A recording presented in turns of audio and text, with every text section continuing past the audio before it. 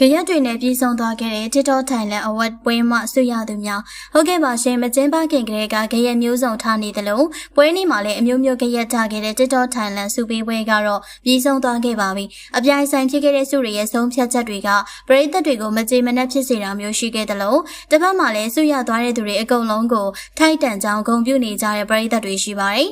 ကျင်းညာမှုစကလေးကကုမ္ပဏီနှစ်ခုကြားမှာပါအရှိန်ဟုန်ပြင်းပြင်းနဲ့ပြိုင်ဆိုင်ခဲ့ကြတဲ့ Celebrity Creator of the Year ဆုကိုတော့4နှစ်နဘင်းနှစ်ယောက်ထဲကနဘင်းကရောက်သွားခဲ့ပါတယ်။နှစ်ယောက်သားရဲ့ပြိုင်ဆိုင်မှုက GMM နဲ့ DMD ကြားကပြိုင်ဆိုင်မှုလို့တောင်မှဆိုရလောက်တဲ့ထိပြင်းထန်ခဲ့တယ်လို့ပရိသတ်တွေကြားမှာလည်းရန်ပွဲတွေအများကြီးဖြစ်သွားခဲ့ရပါ။မဲပေးမှုကိုမပိတ်ခင်အချိန်ထိနဘင်းဟာအသာစီးရနေပြီးတော့နောက်ဆုံးမှာ45မီလီယံကျော်တဲ့အထိမဲပေးမှုရပြီးတော့အနိုင်ရခဲ့ရပါ။ Music Artist of the Year ဆုကိုတော့ BLမင်းသားဖြစ်တဲ့ဒါအိုကရရှိသွားခဲ့ပြီးတော့ Entertainment Partner of the Year ဆုကိုတော့ GMM ကပိုင်ဆိုင်သွားခဲ့ပါတယ်။ဝေဖန်မှုတွေအများကြီးရှိတယ်လို့ကြရက်တွေအများကြီးဖြစ်ခဲ့တဲ့ဒီစုပေးပွဲမှာဆွေရသွားတာတွေကတကယ်ပဲမျှတမှုရှိလားဘယ်လိုထင်လဲဆိုတာပြောခဲ့ကြပါအောင်ရှင်။